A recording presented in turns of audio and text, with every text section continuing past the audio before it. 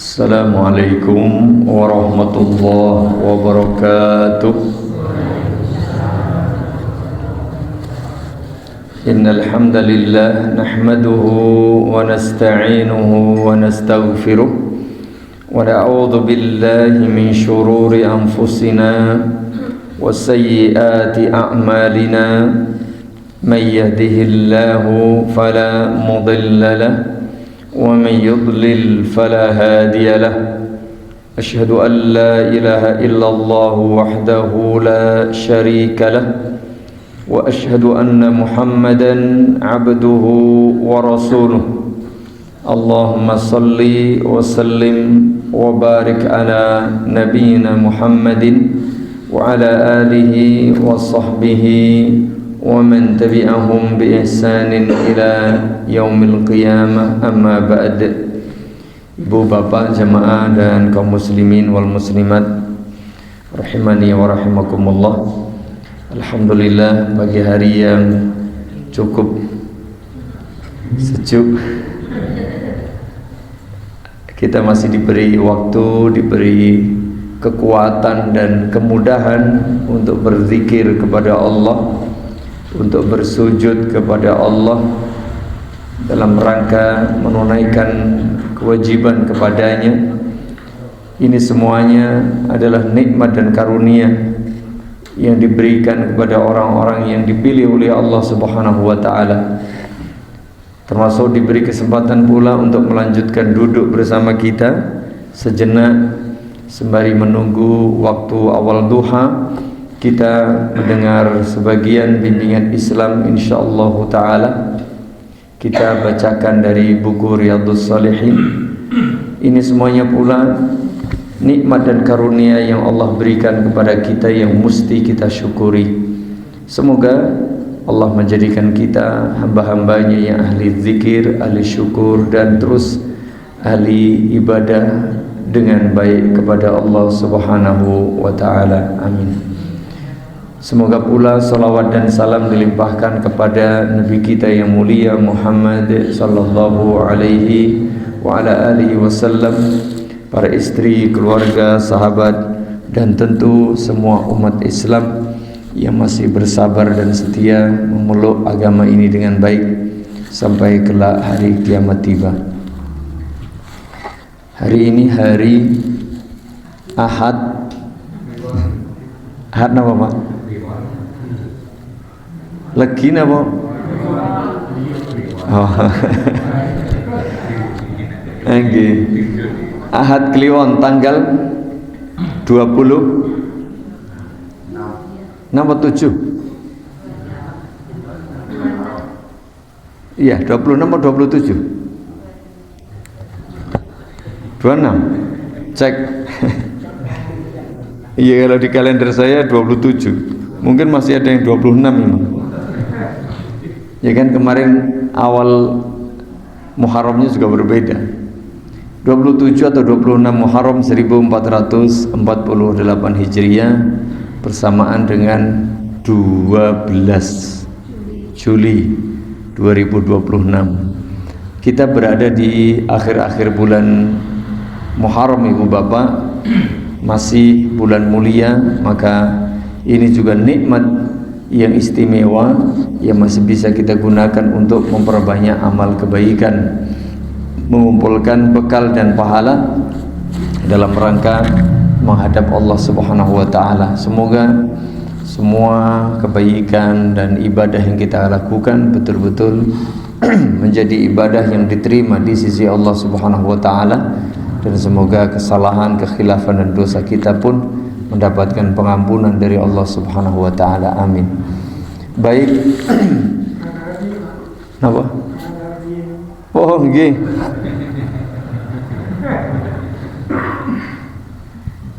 Alhamdulillah. Kita cek ini Kliwon apa lagi. Bismillah. Kliwon ini. Iya. Baik. Monggo yang sudah mendapatkan unjukan untuk penghangat tubuh kita, karena nanti kalau sebentar lewat ya ikut jadi dingin. Masya Allah jemaah. Tapi nikmat kita merasakan udara dingin, kemudian sumuk, panas, macam-macam. Luar biasa. Ini bagian dari nikmat yang Allah berikan kepada kita. Baik, ibu bapak dan kaum muslimin wal muslimat rahimani wa rahimakumullah. Kita baca bab ke-49 dari buku Riyadhus Shalihin, yaitu babu ijra'i ahkamin nasi 'ala adh-dhahiri wa sarairuhum ila Allah subhanahu wa ta'ala, atau wa sarairihim ila Allah subhanahu wa ta'ala. Bab kita menerapkan hukum atau memberikan penilaian kepada orang itu berdasarkan penampakan lahiriah. Kita menjudge, bahasa kita, memvonis, menghukumi orang, menilai orang berdasarkan penampakan lahirnya. Adapun urusan hati, urusan niat, urusan yang ada di dalam dada, itu diserahkan kepada Allah subhanahu wa ta'ala. Begitu. Contoh gampangannya, kalau kita lihat dia muslim, ya muslim sudah. Adapun dia Islamnya karena apa, kita tidak tahu. Dia sholat ya sudah, berarti dia sholat. Adapun niatnya tidak tahu. Dia puasa ya sudah, berarti dia puasa. Melakukan ibadah, menjadi muslim yang secara zahir dia baik. Seperti itu. Pun ketika melakukan perbuatan dosa juga demikian. Lalu mencuri, aku niatku apa? Maksud niatnya apa? Mencuri tetap mencuri, dihukumi kan itu sebagai pencuri. Atau mungkin dia korupsi, ya korupsilah. Ya. Berapa triliun, Bu? Info terakhir update, Pak. Wah, duh, itu bisa ngurip wong sak. Ya, Masya Allah. Itu ya. Ya kita nggak tahu niatnya. Ya kalau dia berbuat salah, zahirnya salah, ya dihukum begitu. Kalau dia berbuat baik, ya sudah, dia berbuat baik, kita nilai sebagai kebaikan. Begitu ya. Ini kurang lebih demikian. Baik, mari kita lihat firman Allah Subhanahu wa taala tersebut di dalam surah At-Taubah ayat ke-5. Fa in tabu wa aqamus salata wa atawuz zakata fakhallu sabilahum. Nih contoh misalnya di sini, jika ada orang yang bertaubat, dulunya mungkin non muslim, dulunya mungkin orang musyrik, dulunya orang kafir, dulunya penjahat dan seterusnya. Kemudian fa in tabu, lalu mereka bertaubat. Zahirnya, lahirnya dia taubat, bersyahadat misalnya jadi muslim, wa aqamus shalah, lalu juga melaksanakan, menegakkan ibadah salat. Sudah begitu wa atawuz zakah, dia juga bayar zakat. Kalau ada orang seperti ini, fa khallu sabilahum, ya wis tokno, jangan diutak-atik meneh. Begitu dia. Dia menjadi muslim, dia saudara kita. Ini tidak boleh diungkit-ungkit, karena secara zahir mereka adalah orang muslim, orang baik. Begitu. Begitu pula di dalam hadis wa an ibni Umar radhiyallahu anhuma anna Rasulullah sallallahu alaihi wasallam qala umirtu an uqatila an-nasa hatta yashhadu an la ilaha illallah wa anna Muhammadan Rasulullah wa yuqimus salata wa yu'tuz zakata fa idza fa'alu dhalika 'asamu minni dima'ahum wa amwalahum illa bihaqqil Islam wa hisabuhum 'ala Allah subhanahu wa ta'ala. Muttafaqun alaih. Begitu pula dengan ketika Rasulullah sallallahu alaihi wasallam menyampaikan bimbingan prinsip kaidah Islam, apa kata beliau? Aku diperintah supaya memerangi umat manusia ketika mereka mengucapkan dua kalimat syahadah, asyhadu alla ilaha illallah wa asyhadu anna Muhammadan Rasulullah. Kemudian mereka wa yuqimus shalah, sudah bersyahadat, menegakkan salat, wa yu'tuz zakah, kemudian membayar zakat. Orang yang sudah seperti ini, fa idza fa'alu dzalika, bersyahadat, salat, zakat, zahirnya begitu. Tidak kemudian ditanya secara detail niatmu dan seterusnya. Pokoknya penampakannya seperti itu, maka asamu minni dima'ahum wa amwalahum, darah mereka, harta mereka, jiwa mereka dilindungi, dijaga, tidak boleh diusik. Darahnya enggak boleh dialirkan, hartanya enggak boleh diambil secara zalim, illa bihaqqil Islam, kecuali karena hak Islam. Apa artinya? Orang muslim bersyahadat, sholat, zakat, maka enggak boleh dialirkan darahnya, kecuali misalnya dia membunuh orang Islam, maka Islam menetapkan hukum qisas. Nanti ada sanksi, dijerat apa? Dijerat sanksi hukum qisas. Berarti boleh dibunuh karena dia membunuh, sehingga Islam berhak untuk mengambil. Atau zakat, dia tidak mau membayar zakat misalnya, maka Islam illa bihaqqil Islam boleh mengambil paksa zakat itu, karena sejatinya zakat itu bukan milik dia.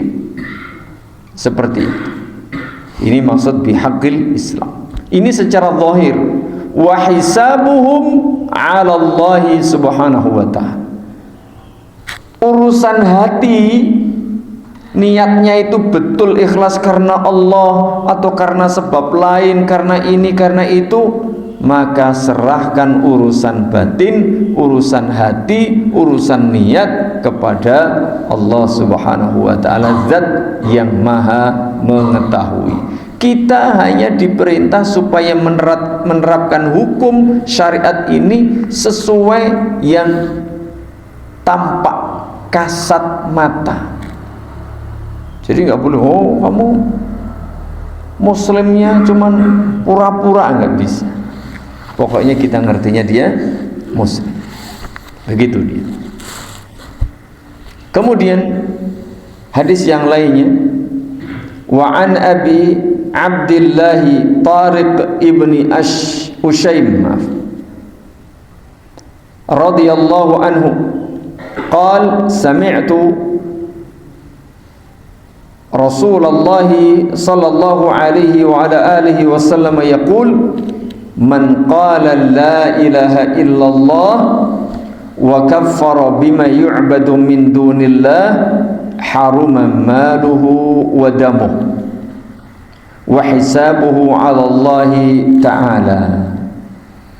Siapapun yang mengucapkan kalimat tauhid la ilaha illallah, kemudian dia menolak, mengingkari, meninggalkan semua sembahan Tuhan selain Allah, tidak lagi beribadah kepada selain Allah, maka haruma maluhu wa damuh, harta, darah, jiwa, kehormatannya dilindungi, haram untuk diusik, tidak boleh sembarangan diambil.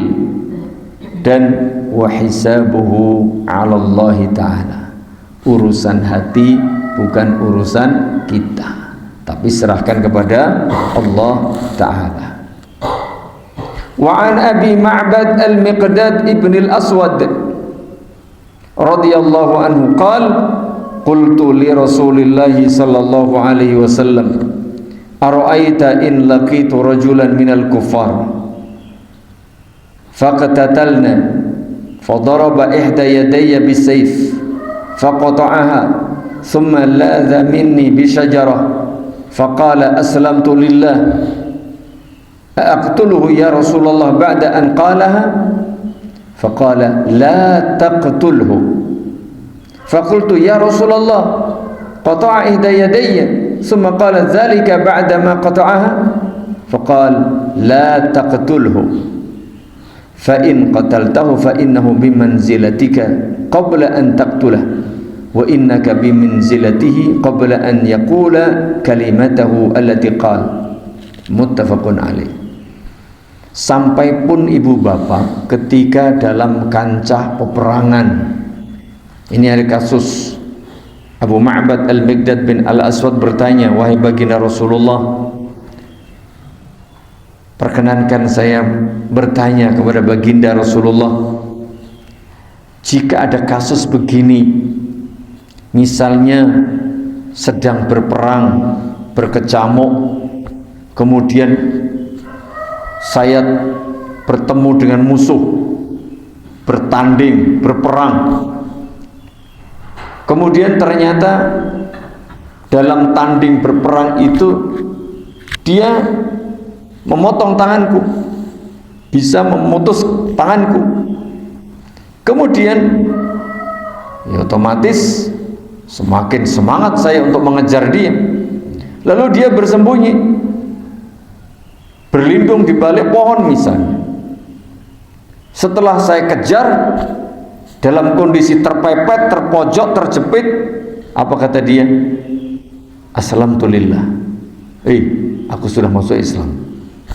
Mau dibalas, mau dibunuh, dia mengatakan aku masuk Islam. Bolehkah orang yang seperti ini saya bunuh? Ini di medan perang. Tadinya kan perang, begitu dikejar, sudah dalam kondisi terjepit, dia mengucapkan syahadat. Bolehkah saya bunuh dia wahai Rasulullah?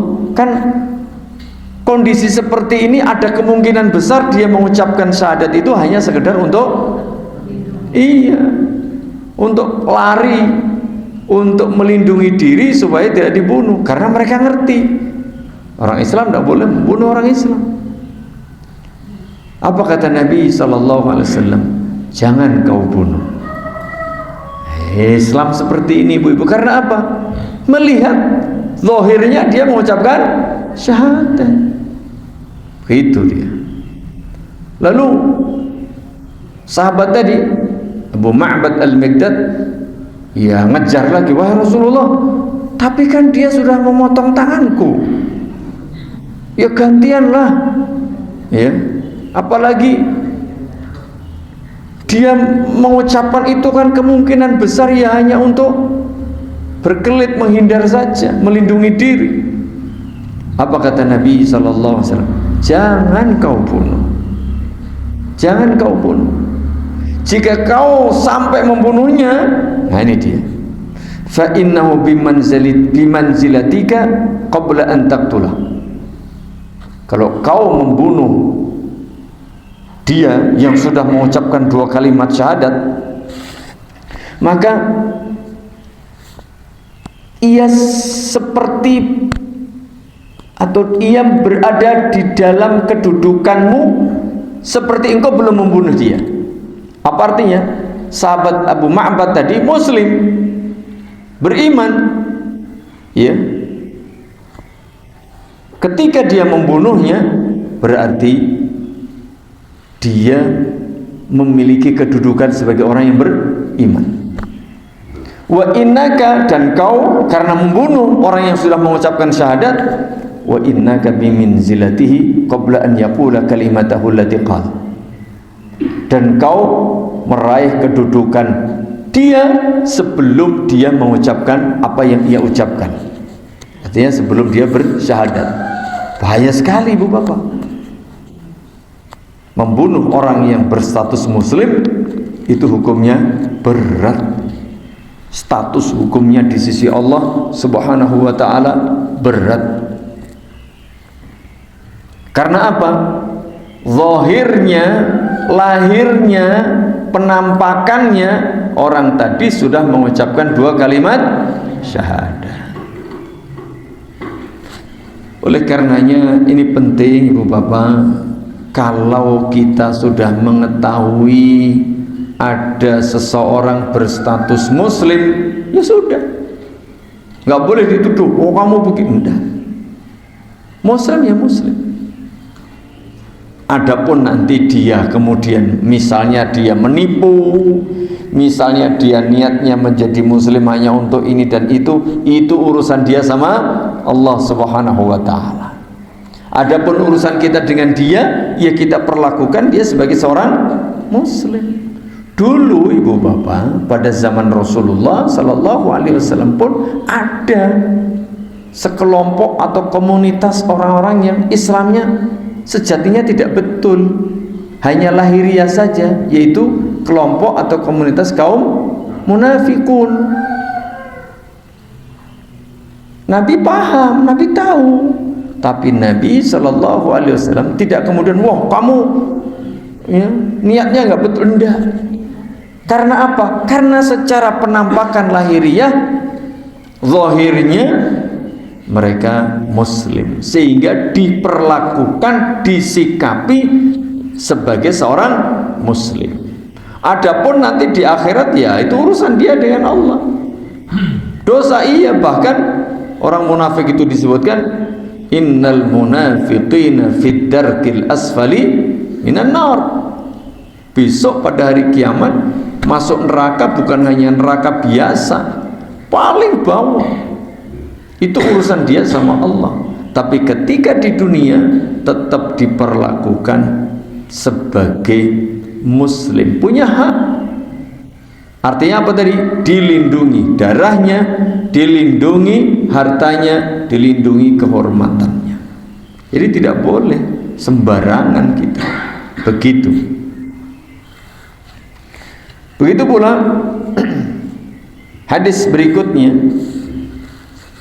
Ini penting kita sampaikan dan kita ketahui Ibu Bapak, supaya dalam kehidupan kita sehari-hari, hari ini pun, zaman ini pun kita demikian. Jangan kemudian Allah paling kayak begini loh, paling dari mana kita tahu? Urusan hati nggak tahu. Dan nanti praktiknya memang harus hati-hati. Ada orang mungkin berinfak, Allah paling kayak niatnya loh. Memangnya kita tahu niat hati orang? Nggak tahu. Yang penting zahirnya seperti itu.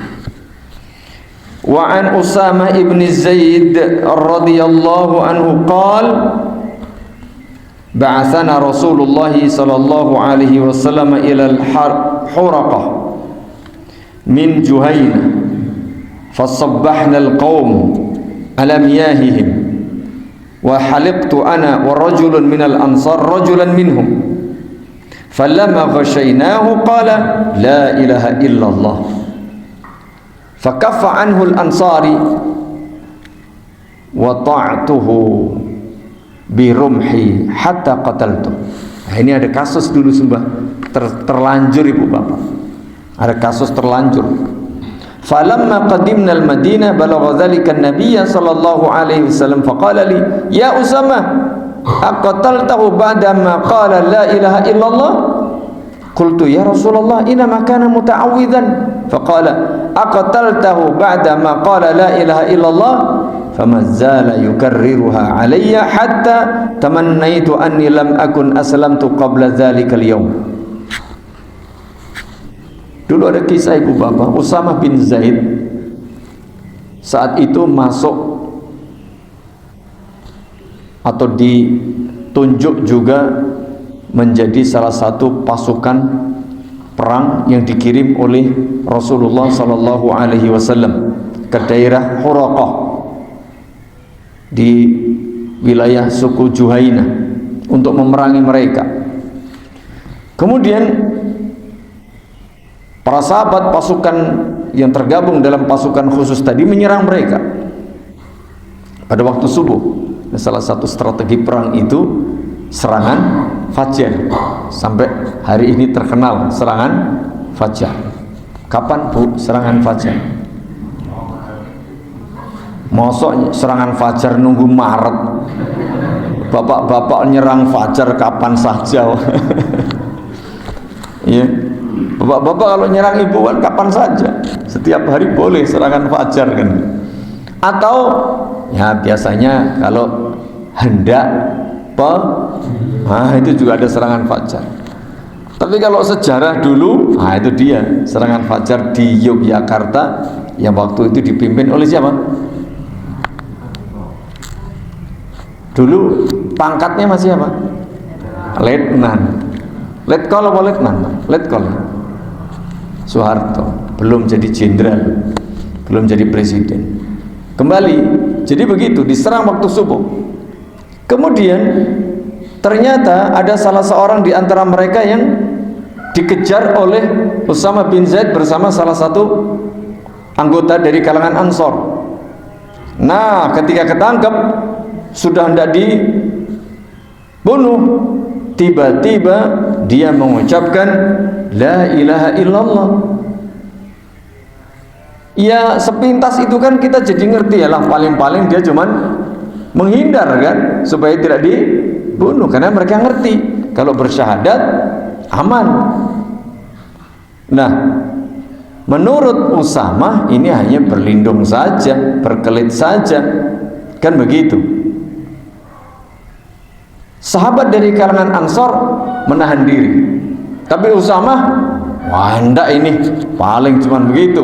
Akhirnya ditombaklah orang itu sampai meninggal dunia. Lalu berita ini ketika sudah selesai perang sampai kepada Nabi SAW. Begitu selesai pasukan sudah pulang, kemudian Nabi SAW menegur dengan keras. Nabi marah kepada Usama bin Zaid. Ya Usama, aqataltahu ba'dama qala la ilaha illallah? Usama, mengapa kau bunuh orang yang sudah mengucapkan kalimat syahadat la ilaha illallah? Nah, Usama juga masih membela diri. Ya Rasulullah, innama kana muta'awwidzan. Itu kan cuma niatnya untuk melindungi diri saja biar tidak dibunuh.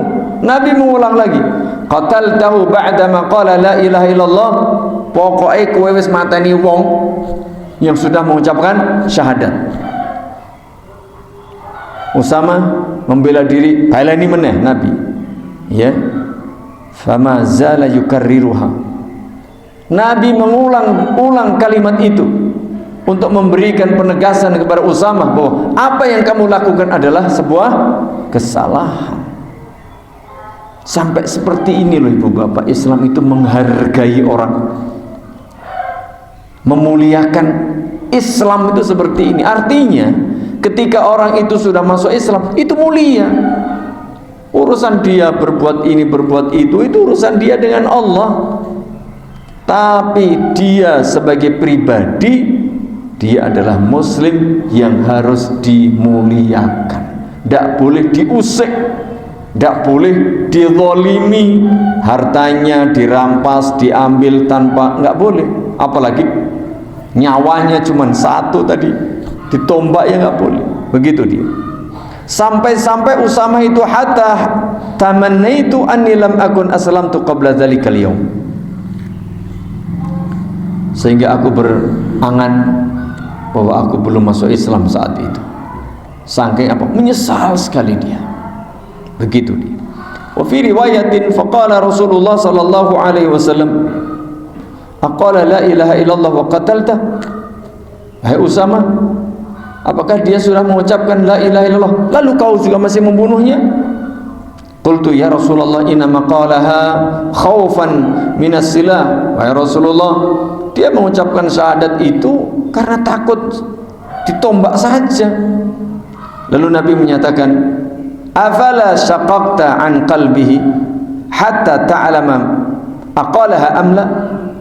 Usama, memangnya kau bedah dadanya lalu dia mengucapkan itu semata-mata untuk tujuan yang kamu sangkakan tadi?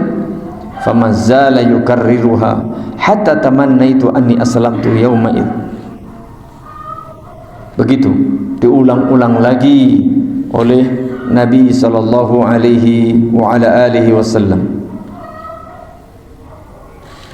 Intinya kita diperintah supaya menilai, menjudge, menghukumi, menerapkan syariat ini berdasarkan penampakan lahir seseorang. Masih juga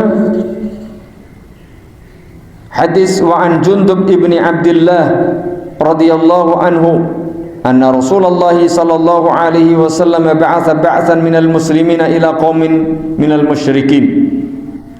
Sama juga kasusnya Rasulullah sallallahu alaihi wasallam mengutus satu pasukan kaum muslimin saat itu untuk berhadapan dengan orang-orang musyrik.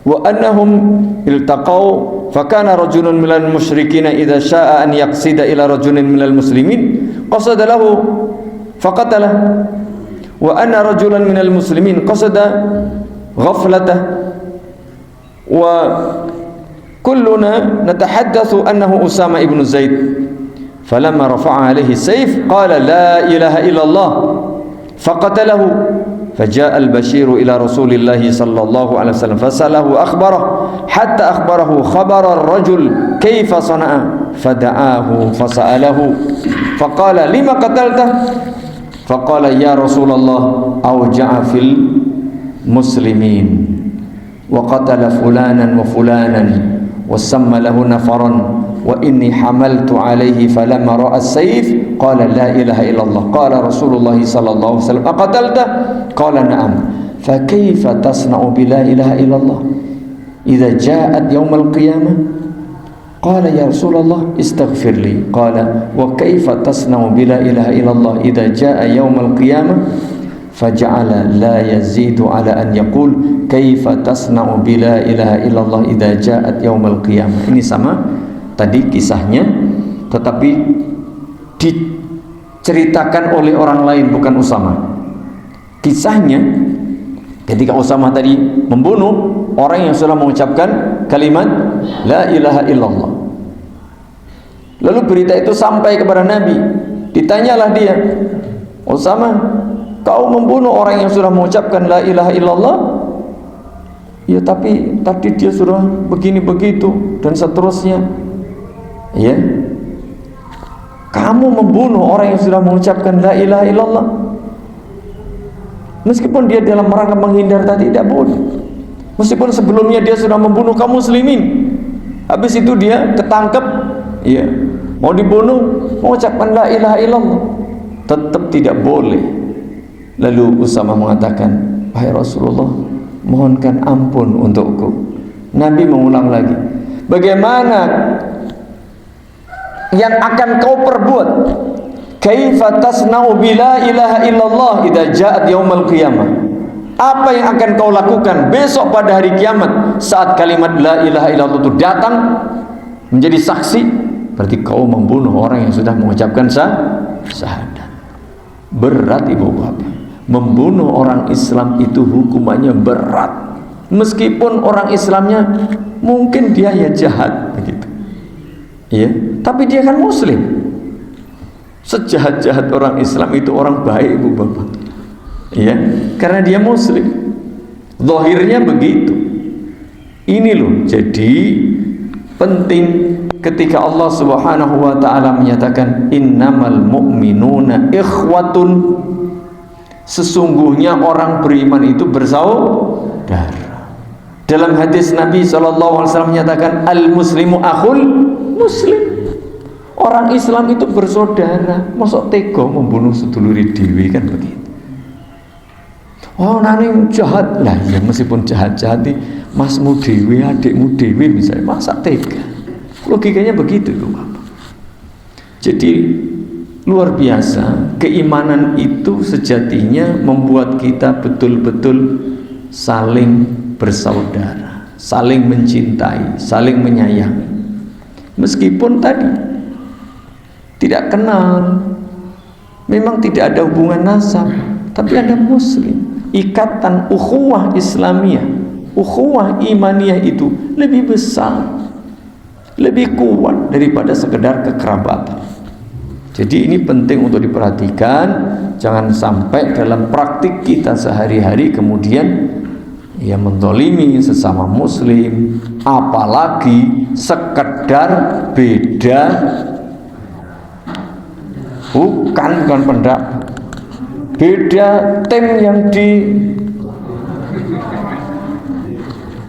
menang siapa Pak ini barusan? Sudah lihat belum? Belum selesai sepertinya Pak. Pagi ini siapa Mas? Jangan pura-pura lupa loh. Sama? Norman. Iya, mau cetok Inggris sama Norwegia gitu loh. Mantep. Wong teng apal ke. Jago sinten Pak? Oh PSS. Wah PSS. Ya jangan seperti gara-gara beda PSIM sama PSS akur mboten. Lah mongko padha-padha mus itu loh. Ya, gak boleh jemaah berkelahi sesama muslim hanya beda. Apa meneh gur padha-padha nonton lah awake dhewe ora entuk apa-apa lho. Ya Allah. Ini contoh. Jadi kalau muslim ya main bola namanya juga kompetisi, ya sudah selesai. Ora pokoke ora trimo lho. Ora trimo piye? Sudah selesai dan hasilnya jelas, skornya berapa Mas skornya? Coba dicek. Pinten Mas skornya? Ini belum selesai nih. Oh, sudah nih. Sudah 90 menit kalau tidak ada perpanjangan waktu. Jadwalnya jam 4. Saya nyanggong sampai setengah 2, udah nggak kuat. Tidur akhirnya. Begitu jemaah. Jadi sesama muslim ya tidak boleh saling menzalimi, apalagi saling membunuh. Itu kejahatan kriminal besar sekali jemaah. Di dunia besar sanksinya, di akhirat besar lagi kalau tidak bertaubat. Jadi ini luar biasa, apalagi hanya gara-gara beda yang didukung, ya. Baik, kita lihat wa an Abdullah bin Utbah ibni Mas'ud qal sami'tu Umar bin al-Khattab radhiyallahu anhu yaqul inna nasan kanu yu'khaduna bil wahyi fi ahdi Rasulillah sallallahu alaihi wasallam. Dulu kata Umar, pada zaman Nabi sallallahu alaihi wasallam, orang-orang yang melakukan kejahatan mendapatkan hukuman berdasarkan wahyu yang diberikan kepada Rasulullah sallallahu alaihi wasallam. Wa innal wahya qad inqata. Hari ini pada masa kekhalifahan Umar tentu saja belum menyatakan, ya sekarang wahyu sudah tidak turun lagi. Wa inna ma na'khudhukumul an bima dhahara lana min a'malikum. Hari ini aku, kata Umar, menetapkan, memvonis hukum kepada kalian sesuai perbuatan kalian. Faman adhara lana khairan ammannahu wa qarrabnahu.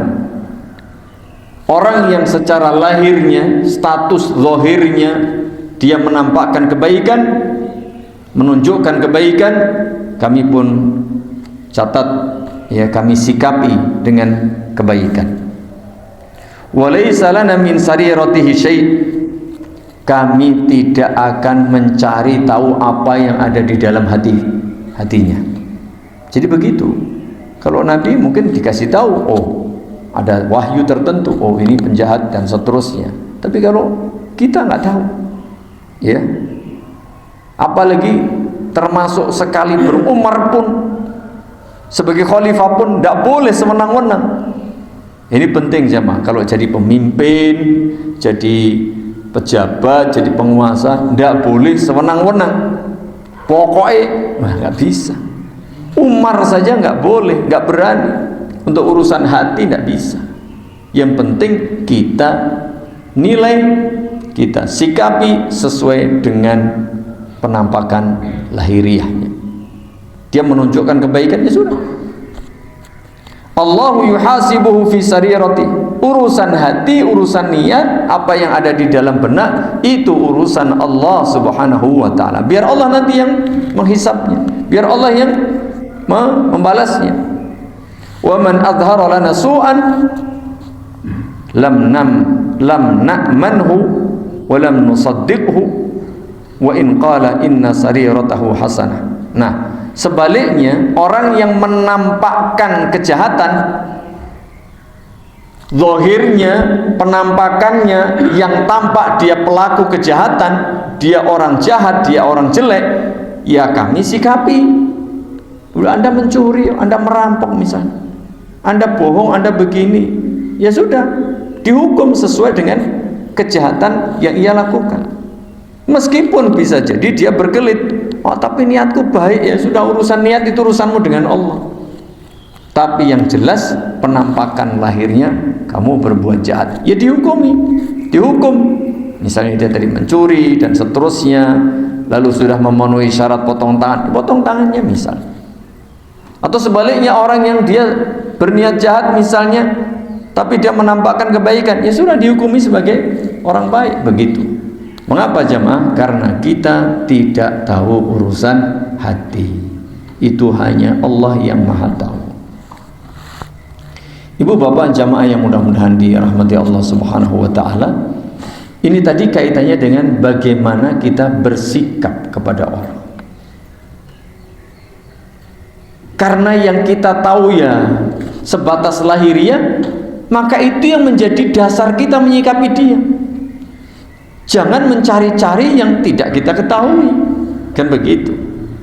Sehingga nanti ini bab berikutnya, ya, bab berikutnya juga ada bab ke-50 namanya babul khauf, bab takut, ya, bab al khauf, bahwa setiap orang dalam kehidupan sehari-hari itu mesti selalu menghidupkan mode khauf.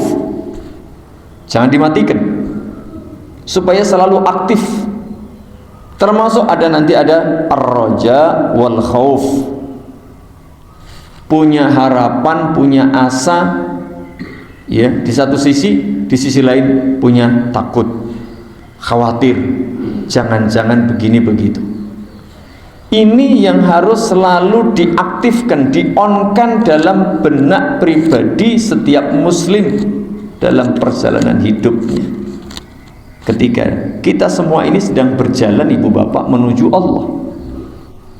Ketika kita berjalan hendak menghadap Allah itu dihidupkan, di-on-kan apa? Al-khauf war-raja. Ar-raja wal khauf. Ibarat itu dua sayap kalau burung. Ketika terbang itu nggak mungkin dengan satu sayap, harus dua sayap. Jadi dua-duanya ini di-on-kan.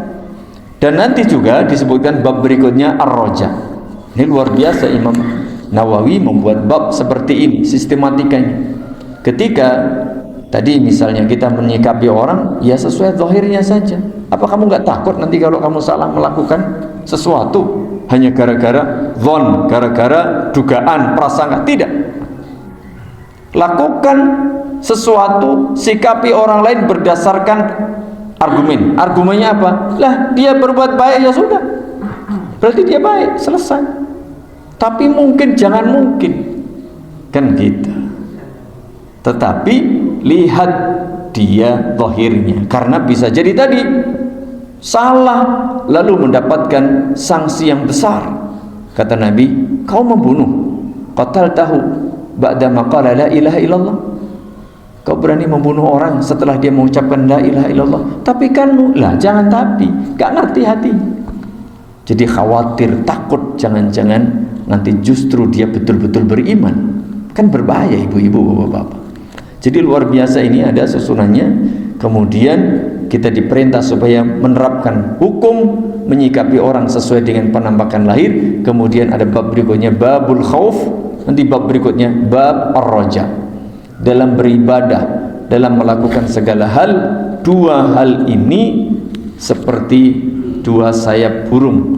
Ketika terbang entah kesana kemari. Dua hal ini selalu digunakan, ar-raja wal khauf.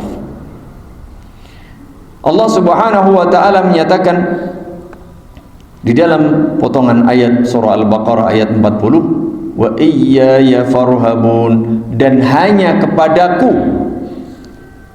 hendaknya kalian takut. Takut itu hanya kepada Allah. Jangan takut kepada demit. Pernah lihat demit, Pak? Nah, belum kok. Apalagi genderuwo. Pernah lihat, Bu? Belum. Mujarenya. Ya kan? Kalau jin ada nggak ada? Setan ada? Ada. Tapi cuman kadang-kadang kita ini dibayang-bayangi, ditakut-takuti oleh ini dan itu. Kamu sebentar lagi masuk bulan Safar. Jangan lupa asung daharan lan unjukan kanggo arwahe mbahmu. Nek ora, ngati-hati. Ndak ana iki ana-ana, ndak Merapi jeblok misalnya. Iya iki nek ora dikasih ini nanti khawatir. Nah, ini namanya takut kepada selain Allah, dan itulah yang disebut dengan syirik. Ini contoh pelanggaran berat. Maka Allah Subhanahu wa taala menyatakan wa iyaya farhabun, dan hanya kepadakulah hendaknya kalian takut. Jangan takut. Bulan Safar, bulan pengapesan. Ndak ada waktu apes tuh, nggak ada. Waktu ya semuanya baik. Bahkan ada waktu yang istimewa termasuk bulan Muharram ini. Contoh seperti ini, ibu-ibu, bapak-bapak, jangan sampai kita salah.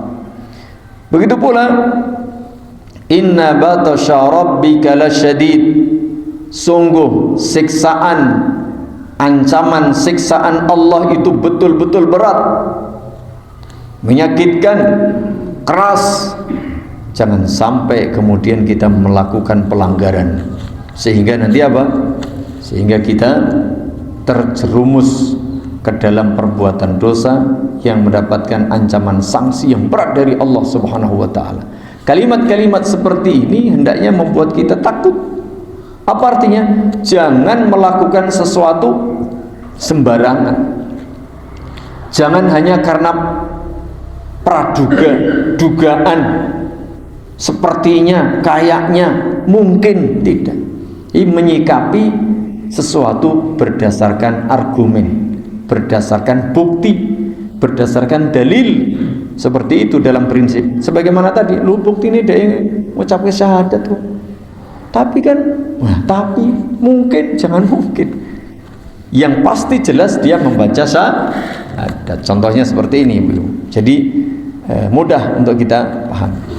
Kemudian firman Allah Subhanahu wa taala, contoh misalnya bahwa Allah memberikan gambaran betapa ngerinya, dahsyatnya huru-hara kelak pada hari kiamat. Ketika yauma yafirrul mar'u min akhihi, orang itu sudah lari menjauh dari saudaranya. Di dunia sudah saudara, ya, akrab, sahabat, nang dindi bareng, sedulur sinoraweti, wis pokoknya ora tahu cerah, ora tahu padu, ndak pernah apa, buahnya luar biasa. Tapi besok pada hari kiamat, saudara yang seperti itu pun sepurane, ya bro, sorry ya bro, wis ra iso apa-apa menahan, sudah sendiri-sendiri mikir awake dhewe. Saking beratnya besok, ya, nggak sempat lagi mikir yang lain. Wa ummihi wa abi, bahkan nggak sempat mikir ibunya, nggak sempat mikir ayahnya. Di dunia, masya Allah, ini anak berbakti luar biasa, anak yang luar biasa, soleh solehah, selalu memberikan perhatian kepada ibunya, kepada ayahnya. Tapi besok di akhirat, ndah, dewi-dewi sudah. Wasahibatihi wa bani, istrinya yang dulu dicintai, garwo si garaning nyawa, nang dindi ora gelem pisah pokoknya. suaminya ke kamar mandi tunggu nang jebuk dan mosok melu. Ya dia sabar begitu, nunggu pokoknya dikintil terus. Ya, tapi besok ndak. Bahkan anaknya wabani, mungkin setelah sekian lama pernikahan ditunggu-tunggu berapa tahun, begitu dapat, ya Allah, digendong kemana? Mana? Sampai gede pun pokoknya ora oleh metu saka omah iki.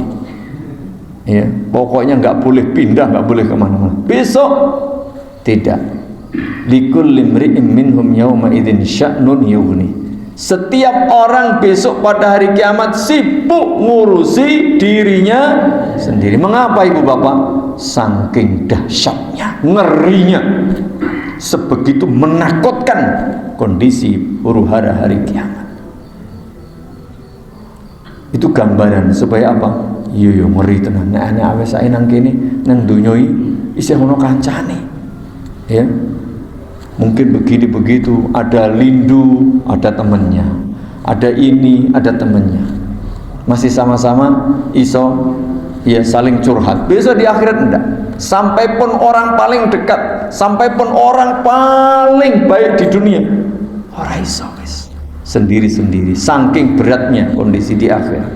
Supaya apa? Supaya kita betul-betul takut, agar betul-betul kita menyiapkan diri. Ya ayuhan nas, kata Allah Subhanahu wa ta'ala, wahai umat manusia, ittaqu rabbakum, takutlah kalian kepada Allah. Mengapa? Inna zalzalatas sa'ati syai'un 'azim. Karena huru-hara, goncangan, gempa bumi, lindu besar besok yang terjadi pada hari kiamat amat sangat mengerikan. Orang bilang sekarang istilah megatrust. Berapa? Enggak tahu skala Richternya. Yauma tarawnaha tazhalu kullu murdi'atin amma arda'at. Orang sampai ibu yang sedang menyusui bayinya lupa, ora peduli, padahal mohon maaf, seorang ibu itu kalau sudah dengan bayinya wis ibaratnya toh nyawa dia, siap mati demi putranya, demi bayinya. Iya, siap keliren, siap luwe, siap menderita demi putranya. Itu di dunia. Di akhirat, sebelum di akhirat, ketika terjadi hari kiamat, lupa, diuncal ke tinggal wis ngurusi awake dhewe saking dahsyatnya. Wa tada'u kullu dzati hamlin hamlah, bahkan yang sedang hamil keguguran langsung wis belum saatnya. Wa taran nasa sukara wa ma hum bisukara. Orang-orang itu seperti linglung, seperti mabuk ibu bapak, padahal tidak minum. Saking apa? Saking dahsyatnya huru-hara yang terjadi pada hari kiamat. Walakinna adzaballahi syadid nidi. Tetapi karena siksaan Allah amat sangat dahsyat, berat lagi menyakitkan. Nah, ini sebagai gambaran supaya kita ini takut ibu bapak, tidak asal dalam berbicara, tidak asal dalam bersikap, tidak asal dalam berbuat dan bertindak. Siapapun kita, mungkin kita orang biasa atau penguasa atau pejabat, dalam berbuat, berkata, membuat produk hukum, bersikap apapun jangan sembarangan. Nah, ibu bapak yang mudah-mudahan dirahmati Allah Subhanahu wa ta'ala, orang-orang yang takut di dunia ini kepada Allah, salah satunya tadi dalam mengambil tindakan, mengambil sikap, mengambil keputusan tidak asal, tidak hanya dengan dugaan tapi dengan bukti. Maka orang yang takut kepada Allah, waliman khafa maqama rabbih jannatan. Orang yang takut kepada Allah, takut kepada siksaan Allah, berarti apa? Menjalankan perintah, menjauhi larangan, mengagungkan agama Allah, mengagungkan, memuliakan Allah, menegakkan ibadah, kelak dia akan mendapatkan dua taman surga, mendapatkan dua surga. Itu janji dari Allah Subhanahu wa ta'ala. Dan diantaranya ketika di dalam surga itu, wa aqbala ba'duhum ala ba'din yatasaalun, mereka saling bertanya, qalu inna kunna qablu fi ahlina musyfiqin. Dulu ya, ketika kami berada di tengah-tengah keluarga kami ketika di dunia, kami takut akan azab Allah. Penduduk surga saling berkisah, saling bertanya, dulu kami takut kepada azab Allah, lalu mereka beribadah, taat. Famannallahu alaina wa waqana adzabas samum. Lalu Allah memberi kami nikmat, karunia, taufik, sehingga kami pun menjadi orang yang saleh beribadah kepada Allah, dan Allah menjaga kami dari siksa api neraka. Inna kunna min qablu nad'u innahu huwal barrur rahim. Dulu kami beribadah kepada Allah ketika di dunia. Sungguh Allah itu maha baik lagi maha penyayang. Ibu bapak jamaah yang mudah-mudahan dirahmati Allah subhanahu wa ta'ala, demikian pada kesempatan pagi hari ini yang bisa saya baca berkaitan dengan bab ke-49, dan ditambah di awal bab ke-50 ada kaitannya antara bagaimana kita mencoba menyikapi orang sesuai dengan zahirnya. Jangan melampaui batas, jangan berani menduga-duga, karena itu berbahaya. Kemudian bab berikutnya adalah hendaknya kita takut kepada azab Allah, takut kepada Allah kalau kita berbuat tanpa ilmu, tanpa dasar, tanpa bukti, tanpa argumen. Semoga bermanfaat. Lebih kurangnya mohon maaf. Semoga Allah subhanahu wa ta'ala menjadikan kita hamba-hamba Allah, sesama muslim, sesama mukmin yang saling bersaudara. Semoga Allah mengampuni dosa, kekhilafan, kesalahan kita. Semoga Allah menerima kebaikan, ibadah dan amal saleh kita. Semoga Allah memberi kita taufik dan kemudahan segala urusan, memberikan kita keselamatan, kebahagiaan di dunia, keselamatan, kebahagiaan kelak pada hari kiamat. Amin ya rabbal alamin. Demikian, jazakumullah khairan wa barakallahu fikum. Subhanakallahumma wa bihamdik, asyhadu an la ilaha illa anta astaghfiruka wa atubu ilaik. Assalamualaikum warahmatullahi wabarakatuh.